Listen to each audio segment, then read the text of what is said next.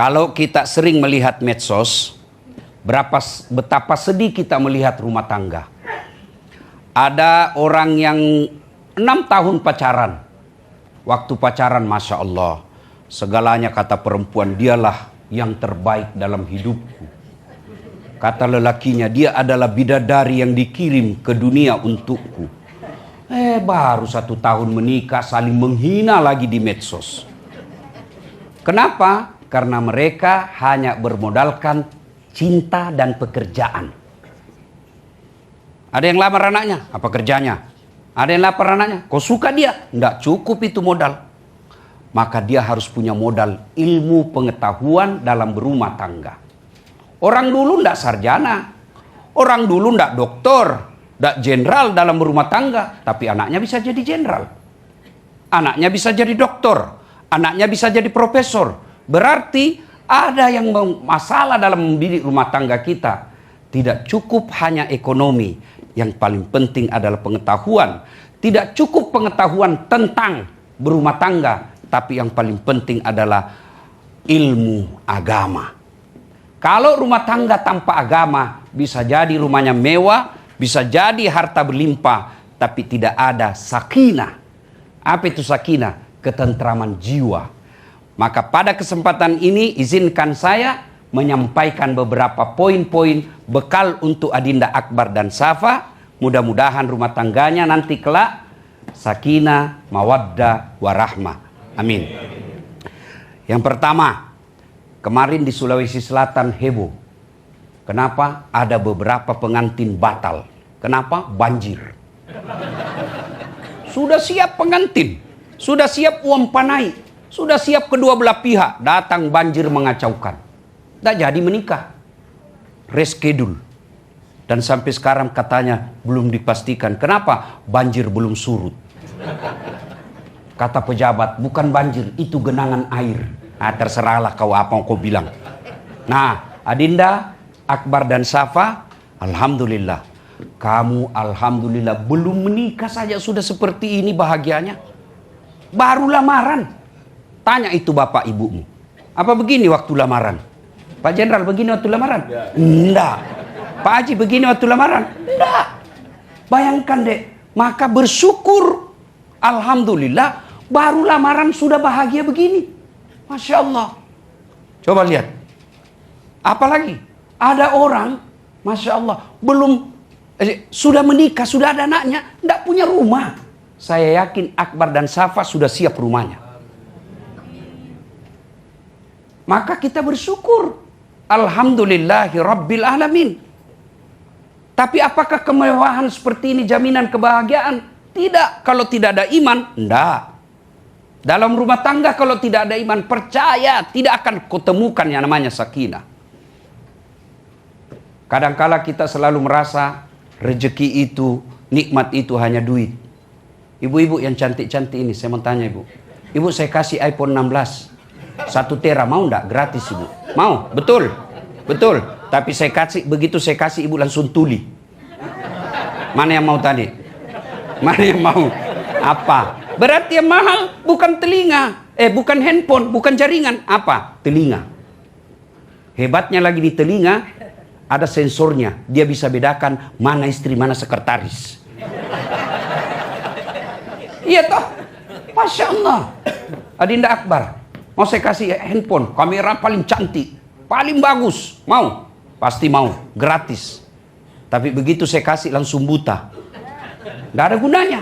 Berarti yang mahal bukan lensa, yang mahal bukan kamera. Apa yang mahal? Mata. Allah kasih kita gratis. Hebatnya lagi, dia punya sensor pembeda. Dia bisa tahu mana istri, mana pembantu. Bayangkan kalau tidak bisa dibedakan. Kenapa lain-lain rasanya ini malam? Iya toh. Maka kita ucapkan alhamdulillah. Masya Allah Akbar. Coba lihat istrimu dek. Masya Allah. Malah saya kira ibu calon istri tadi.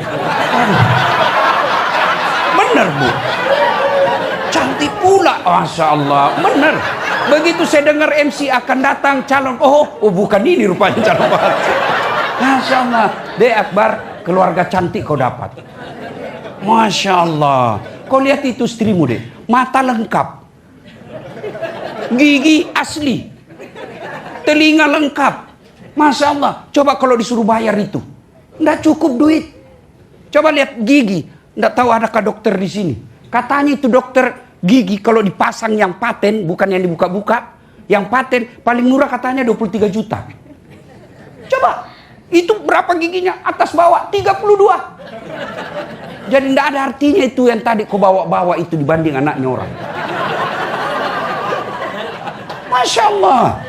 Ayo, maka bersyukur Alhamdulillahi Rabbil. Baik, saya lihat tadi inilah yang disebut Al-Quran sawaj. Apa itu sawaj? Antara baut dan mur.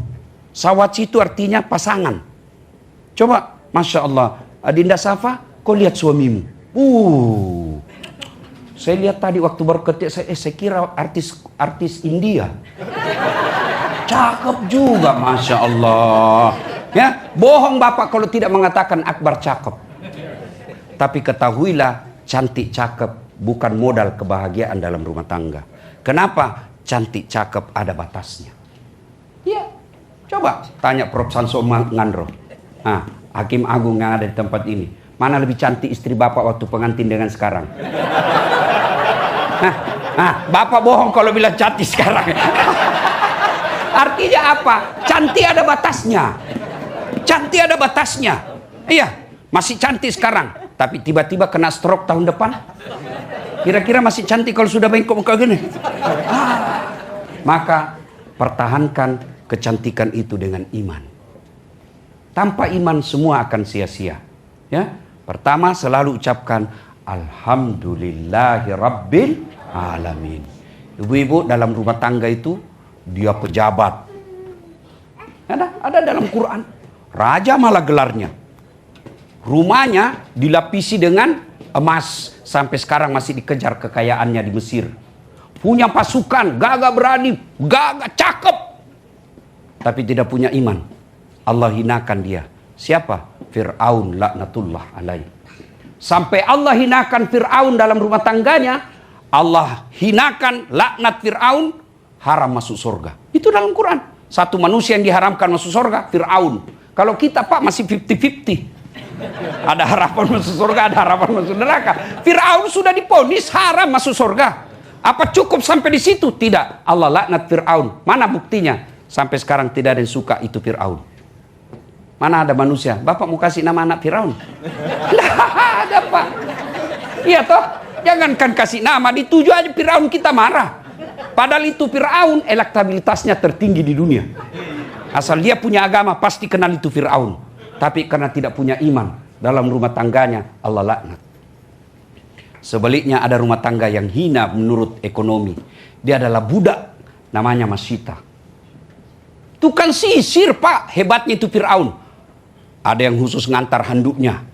Ada yang khusus sisir anaknya. Itulah Masyita. Tugasnya budak, beda pembantu Bu. Kalau pembantu digaji tiap bulan. Kalau dia tidak senang bisa pindah.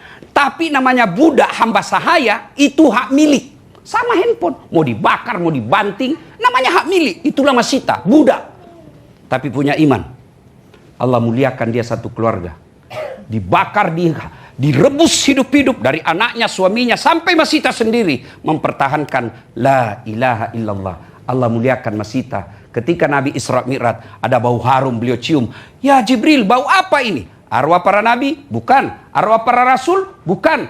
Para malaikat? Bukan. Siapa dia Jibril? Dialah Masyita dan keluarganya. Cukup sampai di situ muliakan Allah? Tidak.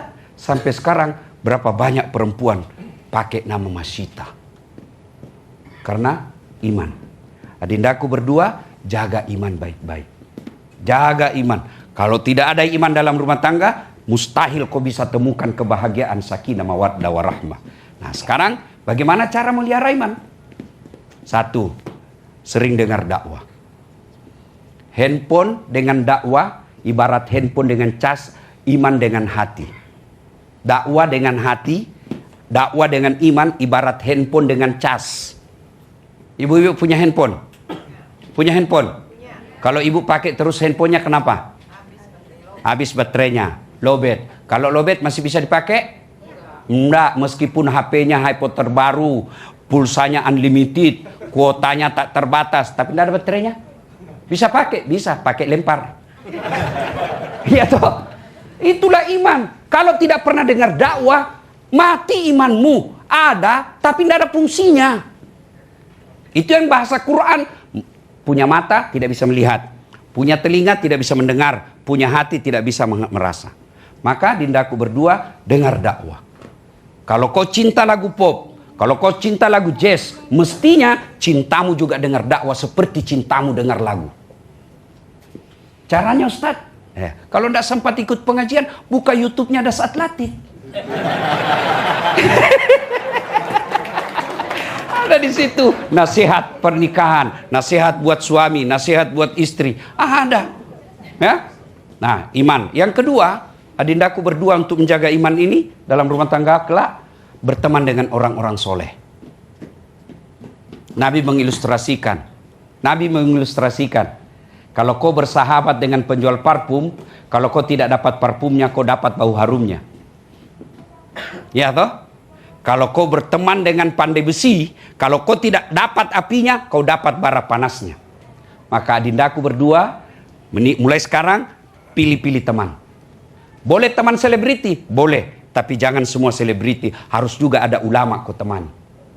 Boleh berteman pengusaha? Boleh. Tapi harus juga ada penghafal Quran kau temani. Kenapa? Kalau dia bisa menularkan kepada iman. Saya kasih contoh, adik-adik sekalian. Ibu bapak, jangan saya muliakan. Tahu kulit kambing? Kalau dia menjadi pembungkus Quran, maka dia akan mulia. Kulit kambing yang hina, dianggap najis. Kalau dia menjadi pembungkus Quran yang suci, maka setiap mau dibaca, dicium dulu itu kulit kambing. Sudah itu, disimpan di atas ketinggian. Kenapa dia? Karena dia berteman dengan kitab suci. Sebaliknya, kulit kambing ketemu drum. Apa yang terjadi? Dipukul, pak. Kenapa? Salah milih teman. Maka adindaku Safa, boleh ku berteman dengan ibu-ibu hebring, ibu-ibu hedon, tapi itu jauh lebih besar risikonya daripada kebaikannya. Berapa banyak suami punya karir, suami punya masa depan yang baik, hancur seketika karena salah istrinya memilih teman. Ya. Kemudian yang ketiga, cara memelihara iman. Berkunjunglah ke tempat-tempat yang faedah. Boleh ke tempat-tempat, mall, boleh. Tapi jangan sampai tidak pernah kau injakkan kakimu ke pengajian. Boleh ke tempat-tempat, olahraga, silakan. Tapi jangan sampai kau lupa tempat-tempat taklim. Boleh ke tempat klinik-klinik kecantikan. Apa sih istilahnya itu? Yang biar potong kuku dibayar juga, ya kan? Justru saya kan di Pak Jenderal, saya lewat di Makassar kan, saya tanya sopirku apa itu gambar-gambar, dia bilang itu Ustaz potong-potong kuku. Saya bilang dibayar, dia bilang itu Ustaz satu kuku 25.000 satu jari, boleh 10 deh 250.000. Boleh, tapi jangan sampai kau lupakan tempat-tempat yang mengisi imanmu. Bapak saudara-saudara sekalian, ya. Nasihat ketiga buat kalian berdua. Namanya ini akbar luar biasa. Nur, cahaya. Akbar, besar, salah satu asmaul husna. Yang tidak mungkin sah solatmu kalau kau tidak sebut Allahu Akbar. Setiap solat. Kemudian kata yang ketiga, Karim. Karim itu nama Tuhan, nama Allah. Salah satu dari 99 nama Allah yang artinya yang maha mulia. Yang juga bisa diartikan yang maha pemurah. Maka dindaku akbar, cukup kau pegang saja ini nama muliamu, insya Allah semua orang akan terpesona kepadamu. Ya, bapakmu tadi dek luar biasa amanahnya. Jangan kau permalukan keluarga. Kamu boleh hina tapi jangan kau hina satu keluarga. Maka setiap ada yang kau lakukan kepada istrimu, ingat pesan bapakmu. Jangan mempermalukan orang tua. Jangan mempermalukan leluhur. Saya balik ke belakang tadi, ternyata banyak orang Bugis. Ternyata Pak Jenderal ini leluhur orang Bugis. Saya baru tahu Pak Jenderal. Mohon maaf Pak Jenderal. Masya Allah. Adinda Safa, saya pengetahuan dasar saja. Laki-laki Bugis itu memang kadangkala tidak romantis. Ya betul, betul. Boleh, boleh. Saya termasuk saya. Saya ini original Bugis. Susah sekali saya panggil istri saya. Sayangku, aduh. Kayak keluh saya punya mulut. Tapi ingat, lelaki Bugis bukan romantis dari mulutnya, tapi dari perlakuannya. Mau lihat, kau buktikan. Carikan saya suami orang Bugis yang laki-lakinya dulu haji atau umroh. Kalau dia berumroh berdua atau haji berdua, tidak mungkin suaminya dulu. Istrinya dulu dia kirim. Kenapa? Romantisnya laki Bugis. Tidak mungkin laki-laki Bugis pakai perhiasan sebelum istrinya lengkap perhiasannya. Itulah perlakuannya orang Bugis. Maka jangan heran kalau nanti suamimu tidak romantis mulutnya. Tapi dia akan romantis dari melindungi suami istrinya. Ya? Nah, ibu bapak, saudara-saudara sekalian, Safa tidak mungkin bisa haji dan umroh kalau tidak menginjak Safa. Bukit Safa. Bukit Safa dan Marwah. Dari tadi saya bilang, luar biasa penjodohan hari ini. Bagus nama suaminya, bagus pula nama istrinya. Adinda Safa itu istri yang terpuji dan hebat sekali. Hari ini adalah hari ibu. Tanggal 22 Desember. Maka jadilah ibu yang baik. Safa, kalau kau baca sejarah Bukit Safa, itu adalah seorang ibu yang namanya Siti Hajar. Siti Hajar wanita yang luar biasa. Dibawa dari Palestina jalan kaki. Kata Allah, kau bawa istrimu. Kemana kata Ibrahim? Pokoknya bawa saja. Kemana ya Allah? Jangan banyak tanya, bawa saja. Bawa. Bersama anaknya namanya Ismail. Masih kecil. Kira-kira seperti tadi itu. Luar biasa. Lalu sampai kata Ibrahim. Allah katakan, Ibrahim, kau simpan anakmu dan istrimu kau tinggalkan. Simpan di situ bukit-bukit batu. Itulah yang sekarang menjadi Ka'bah. Itu Ka'bah sekarang. Lalu pada saat itu Ibrahim berkata kepada istrinya, Dindaku sayang, maafkan saya diperintah Allah untuk kembali. Bang, kau lihat ini, kita di tengah padang pasir ini bang. Tidak ada manusia, tidak ada pohon. Masa kau mau tinggalkan saya dengan anakmu yang kecil ini? Tega nian kau bang. Apa kata Ibrahim alaihissalam? Dek, saya juga tidak mampu. Tapi ini perintah Allah. Perintah Allah, kata Siti Hajar. Ini perintah Allah. Iya bang, iya dek. Kalau begitu, sami'na wa ata'na. Saya dengar dan saya laksanakan. Laksanakan, jangan khawatir soal saya. Ini istri yang hebat. Tidak banyak tanya kalau sudah bilang perintah Allah. Karena ibu-ibu kalau sudah bertanya juga susah menjawabnya. Oh, apalagi kalau kita pernah salah satu kali, Pak.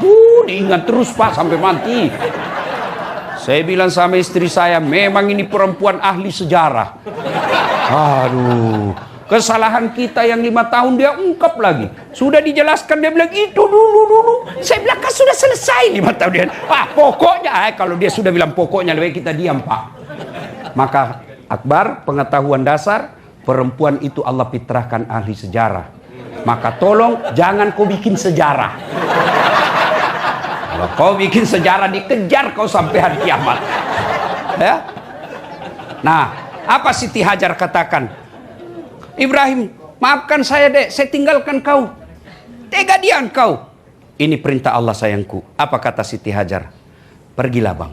Tidak usah kau cemas soal saya. Kalau ini perintah Allah, laksanakan. Pergi Ibrahim. Apa Siti Hajar pasrah? Tidak. Anaknya menangis. Haus. Apa Siti Hajar pasrah? Tidak. Dia berikhtiar. Dia berlari-lari kecil. Melihat seperti Fata Morgana. Kehausan anaknya. Dia lari-lari lagi. Tidak ada. Dia kejar-kejar lagi depan. Bukan air rupanya. Lari-lari lagi. Tidak ada. Itulah sa'i sekarang Safa dan Marwah. Pasrah Siti Hajar. Setelah berikhtiar berusaha dia berdoa. Lalu Allah sampaikan kepada Jibril. Jibril, hentakkan kakinya Ismail ke tanah. Dihentakkan kakinya, tak. Setelah dihentakkan keluar cempuran air. Itulah air Zam-Zam sekarang. Maka sejak itu beredarlah rumor. Informasi di tengah situ. Di padang pasir ada sumber mata air yang tidak pernah gersang. Maka bayangkan di tengah padang pasir ada air yang tidak pernah kering. Datanglah seluruh manusia. Itulah Makkah sekarang. Maka dindaku berdua, dari segi nama kau orang luar biasa. Saya berdoa mudah-mudahan rumah tanggamu betul-betul diberkahi dan diridai oleh Allah Subhanahu wa taala. Pesan yang keempat, tidak mungkin kamu bisa pesta pernikahan mewah begini kalau bukan kedua orang tuamu. Percaya deh, maka tidak mungkin kau bisa bahagia kalau mendurhakai orang tua. Percaya itu. Tidak usah kau cari muka sama pimpinanmu Akbar. Kalau kau besok-besok jadi pejabat tinggi, tidak usah cari muka sama manusia. Muliakan saja orang tuamu dua-duanya. Insya Allah Allah lapangkan segala hidupmu. Coba lihat ini, siapa yang ceramah Akbar? Udah saat latih. Tidak gampang juga ngundang saya, bos. Betul. Tapi karena bapakmu siap-siap jenderal, siap jenderal. Tidak ada kata tidak. Itu berarti dengan jasa orang tua kalian bisa menikmati hidup yang baik ini. Adindaku Akbar, Allah takdirkan engkau berpisah ibumu. Jangan lupakan ibumu deh. Caranya kau doakan. Selesai ini kau sujud syukur, ingat orang tuamu. Sujud syukur, kirimkan Fatihah. Ya. Yang kedua, jadilah anak yang baik. Ibumu pasti sedih sekali kalau dia lihat kau sengsarakan istrimu. Ya. Yang ketiga, kalau ada harta yang kamu punya, ingatkan selalu bapakmu, sedekah untuk ibu. Jangan pernah melupakan ibu meskipun dia sudah di alam kubur. Tidak berarti orang yang alam kubur tidak melihat kita. Dia tetap melihat kita. Cuma tidak bisa kita komunikasi karena alam kita sudah beda. Alam barzah namanya. Pesan yang kelima, saya dengar informasi tadi, bulan 5 baru menikah. Adindaku berdua, kalian belum halal. Kurangi pertemuan, kalau mau bertemu, ajak keluarga. Karena setan pasti sudah menghasut kamu. Pegang sudah tangannya, sudah kulamaran. Oh itu setan itu. Ya, karena masih jaraknya masih lama. Jaga, jangan terlalu sering ketemu karena setan bisa masuk. Kalaupun ketemu, ajak keluarga. Supaya apa? Tidak ada fitnah dunia. Mudah-mudahan kehadiran kita semua ini bukti bahwa kita ridha atas kedua mempelai ini. Kita doakan mudah-mudahan kedua mempelai menikah pada saatnya dengan sakinah, mawaddah, warahmah. Terima kasih, mudah-mudahan ada manfaat. Lebih dan kurangnya mohon dimaafkan. Usikum wa nafsi bitaqwallah, fastabiqul khairat. Assalamualaikum warahmatullahi wabarakatuh.